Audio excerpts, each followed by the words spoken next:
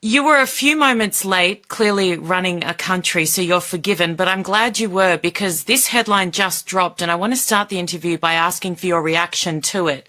It's on the Axios news site and it says, Scoop, Israel seeks 20-year military aid deal with US with America First tweaks. Is that correct?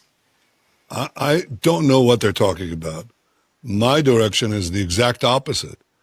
When I first became prime minister in 1996, I went to the U.S. Congress and we were receiving financial aid and military aid. And I said, the first thing is, we're going to build a high-tech, free market capitalist economy. We don't need the financial aid. Phase it out. And everybody gasped. How dare he, this young prime minister eager for a PR title. He's giving up billions of dollars. And I was happy to do it, and I was right to do it. So we got rid of that. Now I want to make our arms industry independent, totally as independent as possible. So my direction is the exact opposite. I don't know who's talking for Israel. I do. So follow what I say, not what is put forward in some leaks that are not true.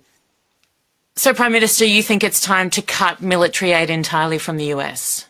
I think it's time to assure that Israel is independent. Understand that our military aid is like a fraction, a tiny, tiny, tiny fraction of what the U.S. spent in Afghanistan or spent in, in the Middle East. It's tiny.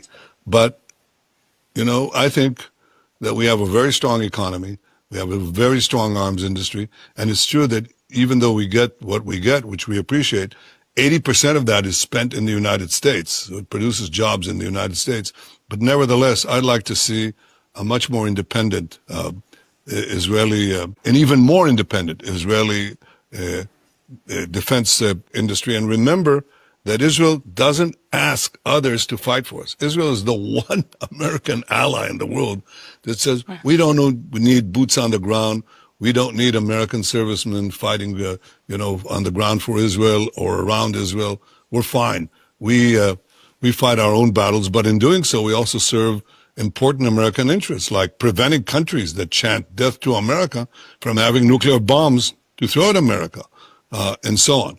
So my direction is independence. My direction is not greater dependence. My direction is greater independence. And I'll probably have something to say about that very soon. What's a realistic timeline for that? Oh, I think we're already, we're already going there. In fact, this afternoon I'm having a very important meeting exactly on this subject.